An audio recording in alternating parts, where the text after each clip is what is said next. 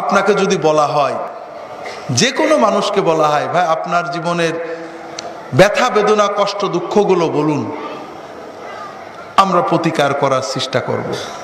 আপনি একেবারে গড়গড় করে 10-20টা বলতে পারবেন না? হুজুর বলেন না, বউ কথা শোনে না, ছেলে এইটা করে, মেয়ে এইটা করে, চাকরিতে এই অসুবিধা, এই সমস্যা, প্রতিবেশী এই সমস্যা করে, আসে না?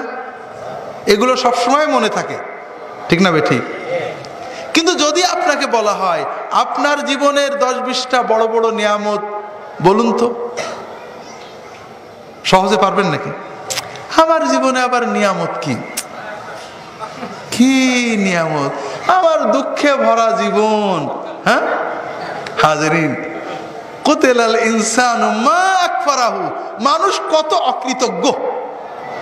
হাজরিন, না, এটা মুমিনের তবিয়ত হতে পারে না। মুমিন ঠিক এর উল্টো হবে। আপনার জীবনে ব্যথা বেদনা কি? কই না, আলহামদুলিল্লাহ, কি আর ব্যথা বেদনা? আল্লাহ যে নিয়ামত দিয়েছেন, তুই একটা ব্যথা তো কি, আমার তো মনেই নেই।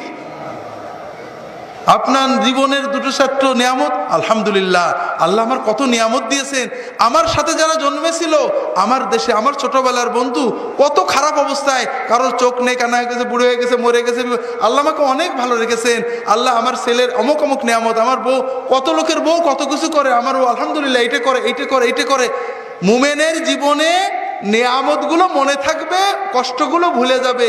আর এই জন্য সবচেয়ে বড় ঔষধ হলো আলহামদুলিল্লাহ।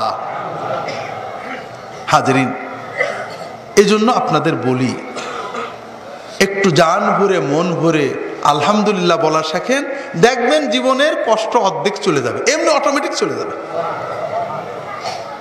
রাসূলুল্লাহ সাল্লাল্লাহু আলাইহি ওয়াসাল্লাম সকালবেলায় উঠে, বিছানা থেকে উঠেই কি বলতেন?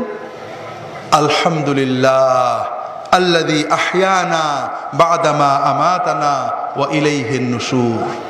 আলহামদুলিল্লাহ, আমরা তো মরে গেছিলাম, ঘুমানো মানে কি? মরা না?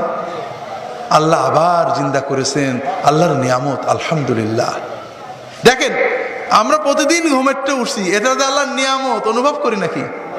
না, অনুভব করতে হবে ভাই। প্রতিটি নিয়ামত আল্লাহর, প্রতিটি।